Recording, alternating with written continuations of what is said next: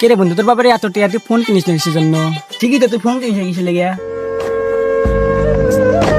আসলে বন্ধু আমার আব্বা বুঝছো খুব রাগী, আমার বাবার সামনে যে আমি কথা কইবেন না বুঝছো।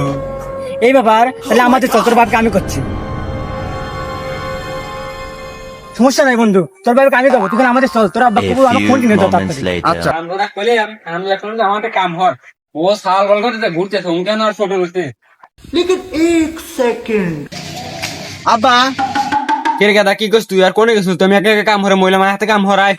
আব্বা অত কিছু বুঝি না, আমি কামটা মরে পারবো না, তুমি আমাকে ফোন কিনে দেবে না তাই কও। দেখছি আও সালের আসপর্দা কামের বেলা নাকি লাঠি করবে। চাচা কথা তো ঠিক আছে, আপনার ফোন কিনে দেন না কিসের লেগে? দেখছি আবার আমার মুখের উপরে কথা, আবার বন্ধু লিয়েছে।